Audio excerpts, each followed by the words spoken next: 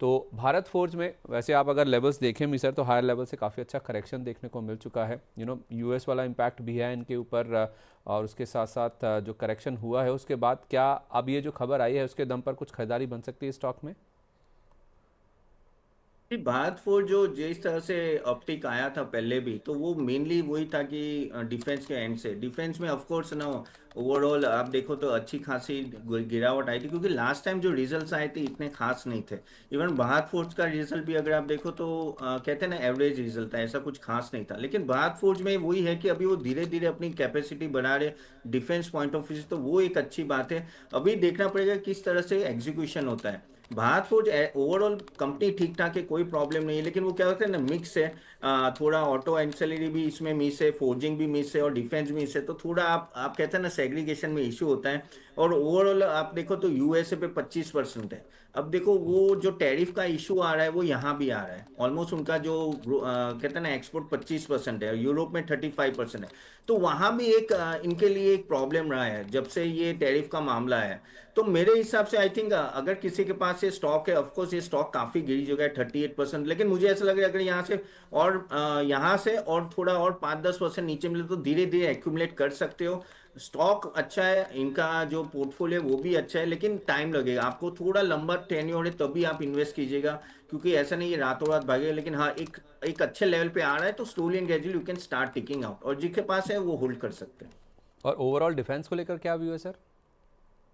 Defence तो overall अच्छा ही है, देखिए वो तो मेगा ट्रेंड है, उसमें कोई डाउट नहीं है। अब वहाँ डिफेंस में आपको इन्वेस्टर को इन्वेस्ट करना ही चाहिए, लेकिन वही है कि आपको वैल्यूएशन देखा कीजिए, क्योंकि क्या है कि काफी इस बार जो रिजल्ट आए डिफेंस में, सभी के मैंने रिजल्ट देखे तो काफी सीजनलिटी है।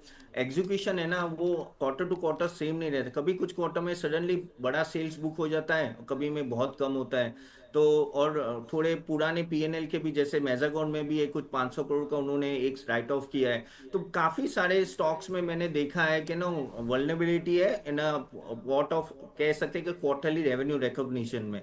तो यहाँ किसी को भी शॉर्ट टर्म के लिए नहीं करना चाहिए, क्योंकि क्या होगा कि इनके पास ऑर्डर बुक बड़े हैं, अगर देखो तो मोस्टली 4 से 5 गुना ऑर्डर बुक है, लेकिन कैपेसिटी अभी धीरे धीरे डेवलप हो रही है और वो एग्जीक्यूशन में भी टाइम लग रहा है। करेक्ट, तो आगे जाके भी रहेंगे ऑर्डर, लेकिन एग्जीक्यूशन किस तरह से होना है वो देखना है। तो मेरे हिसाब से आई थिंक डिफेंस स्टॉक्स में खास करके एचएल है, बीएल है, ये कुछ स्टॉक्स है जो मुझे अच्छे लग रहे हैं, तो वो हर लेवल पे आप बाय कीजिए, बाय ऑन डिप्स रखिए इसमें।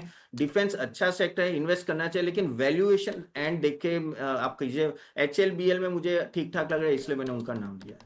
दोस्तों, हमारा नेक्स्ट सेशन अटेंड कीजिए जहां हम लोग बताएंगे किस तरह से अच्छा पोर्टफोलियो बना सकते हैं आप equity, mutual fund, bonds, ETF, IPO में। तो एक डाइवर्सिफाइड पोर्टफोलियो जो आपको फाइनेंशियल गोल अचीव करने के लिए मदद है। तो लिंक मैंने कमेंट बॉक्स में दिए, जरूर अटेंड कीजिएगा। और आप चाहते हो कि आपका पोर्टफोलियो अच्छा बने, तो आप हमारे वेबसाइट को भी अटेंड कीजिए, www.catapan.in, जहां हमने equity, bonds, mutual fund, ETF, IPO के बारे में किस तरह से हम लोग बाय और सेल रिकमेंडेशन देते हैं, along with the research reports, weekly session और काफी सारे रिसर्च ऑन डेली और वीकली बेसिस आपको मिलते हैं। तो www.catapan.in भी जरूर अटेंड कीजिएगा।